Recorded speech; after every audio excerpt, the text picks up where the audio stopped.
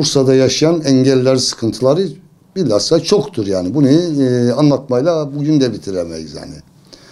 Yollarımızda olsun, gezme engelliler bağımsız kendi hallerinde hareket edemiyorlar. Engelli yollarında bütün işgal edilmiş Bursa'da. Engelli, görme engelliler. Yollar işgal edilmiş. Araba park ederler, sandalye koyarlar.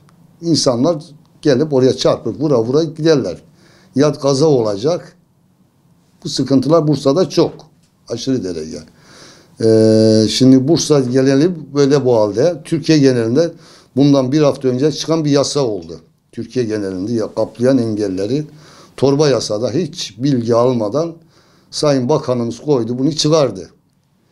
5 yıldan 10 yıla araçları çıkarttı. Türkiye genelinde bu kapsıyor engellileri. Bu büyük bir sıkıntı oldu. Vatandaş 5 yıllık almış, şimdi 10 yıla çıktı. Burada yaşın yerine, kurun yerine yaşı da yandı gitti. Evet. Aylık olanlar Türkiye genelinde çok sıkıntılıdır. Engeller, verdiği miktarlar çok az. %70 rapor olanlar 4.800 lira aylık alıyor. %40 olanlar 3.350 lira aylık alıyor engelli. Rapor olan Türkiye genelinde bir sıkıntılı. Raporları devamlı düşürüyorlar.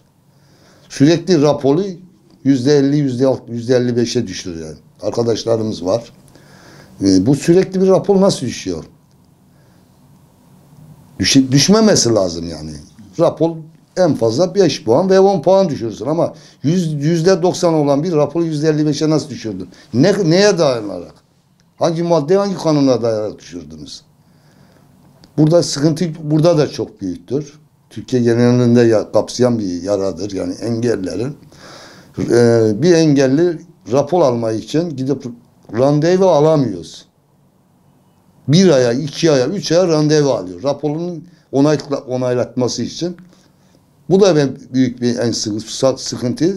Sağlık Bakanı bu yönde hiçbir çalışma yapmıyor. Bütün hastaneler zaten özele döndürdüler. Vatandaşlar olsun, ezilen halkımız olsun. Özele dönmüş yani. Bütün sen gidip özele yönlendiriyor. Ya benim özele param yok iyiydi. Zaten benim maddi durumum sıkıntıda. Burada da bir büyük sorumluluklar vardır. Bunların önüne geçmelerini istiyoruz.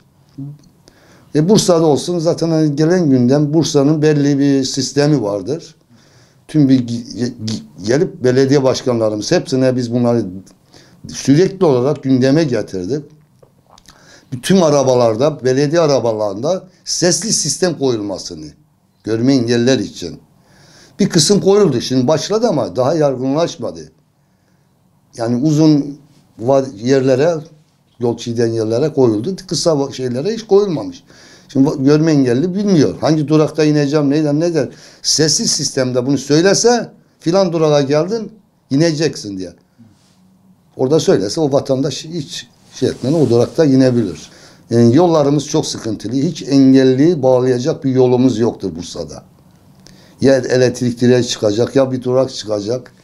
Ya orayı sınıf kaplayanmış vatandaş sergi açmış, tezgahını kurmuş. 2. sınıfı da bıraktık. Evet, şimdi 3. sınıfa çıktık. Yani şu an için 2. sınıf bitti. Yani engelli diye bir şey yoktu. Ezilen halk oldu. Hakları versin.